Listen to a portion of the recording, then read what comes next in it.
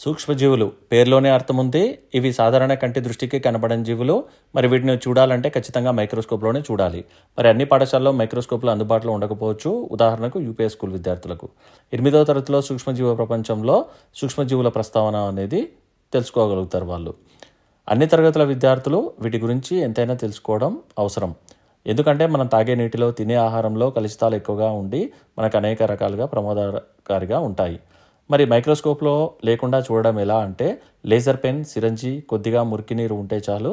సిరంజి drop చివరన ఉన్న నీటి బొట్టు మీద లేజర్ లైట్ వేస్తే చాలు కదులుతున్న సూక్ష్మజీవులు చూడవచ్చు. 6వ తరగతి విద్యార్థుల కోసం నేను ఒక చిన్న ప్రయోగాన్ని చూపించడం జరుగుతుంది. ఈ ప్రయోగం యొక్క ఉద్దేశం ఏంటంటే, మనం సాధారణంగా తాగే నీళ్లలో సూక్ష్మజీవులు అనేవి ఉంటాయి. మురికి నీళ్ళలో కూడా సూక్ష్మజీవులు ఉంటాయి. ఈ సూక్ష్మజీవులను ఏ విధంగా చూడొచ్చు? మామూలుగా అయితే మనం మైక్రోస్కోప్లో చూడడానికి అవకాశాలు ఉంటాయి. మైక్రోస్కోప్ లేనప్పుడు మనకు అందుబాటులో ఉన్న వస్తువులతో అతి తక్కువ ఖర్చుతో కదులుతున్న సూక్ష్మజీవులను చూడొచ్చు. మైక్రోస్కోప్ ఖరీదు దాదాపు 5,000 నుంచి 15,000 వరకు ఉంటుంది. అయితే మనకు అందుబాటులో కేవలం 50 రూపాయల సహాయంతో ఈ లేజర్ గన్ 50 రూపీస్కి మార్కెట్లో దొరుకుతుంది. దీనికి కావాల్సినది లేజర్ గన్ ఒకటి, లేదా లేజర్ పెన్ అని కూడా అంటారు వీటిని.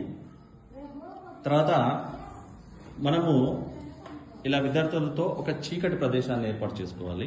చూడాలంటే ఖచ్చితంగా విద్యార్థులు అందరూ శ్రద్ధగా చూస్తున్నారు. మనము పిల్లలతోటి ఒక గ్లాసులో నీళ్ళు తీసుకొచ్చాము, మురికి నీళ్ళు. ఒక సిరంజి అనేది తీసుకురావడం జరిగింది.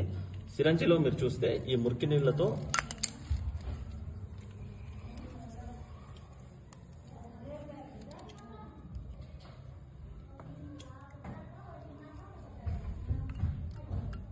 ఇలా మనం ఒక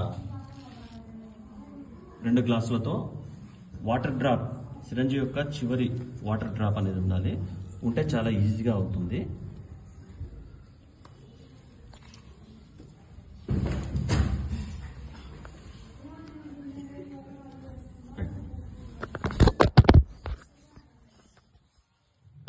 ఇప్పుడు లేజర్ లైట్తో చూస్తే ఏ విధంగా ఉంటుంది అనేది చూద్దాం.